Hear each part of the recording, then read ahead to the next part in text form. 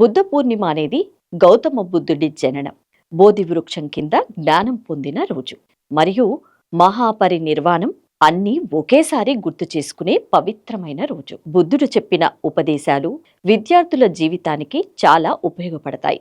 ముఖ్యంగా చదువు, క్రమశిక్షణ, మనశ్శాంతి కోసం ఇవి మార్గదర్శకాలు. వీటితో పాటు ఆధునిక పరికరాల సరైన వినియోగం వల్ల చదువులో కలిగే లాభాల గురించి ఇప్పుడు తెలుసుకుందాం.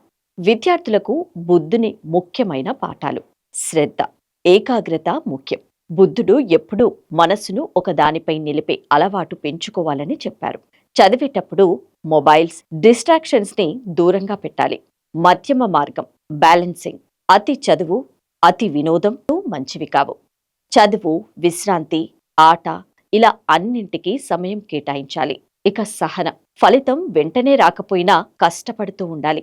రోజు చిన్న పురోగతి కూడా గొప్ప ఫలితానికి దారితీస్తుంది. సత్యం మరియు నీతి, హానెస్టీ అండ్ వాల్యూస్. నిజాయితీగా చదవడం, కాపీ చేయకపోవడం ముఖ్యం. పరీక్షల్లో నిజాయితీ ఉండాలి. ఇక స్వీయ నియంత్రణ, సెల్ఫ్ డిసిప్లిన్. మన అలవాట్లు మన భవిష్యత్తును నిర్ణయిస్తాయి. టైం టేబుల్ పాటించడం అలవాటు చేసుకోవాలి.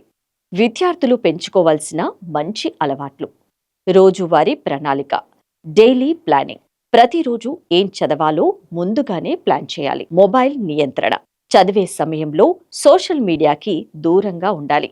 ఇక ధ్యానం, మెడిటేషన్. రోజుకు 5 నుండి 10 నిమిషాలు ధ్యానం చేస్తే ఏకాగ్రత పెరుగుతుంది.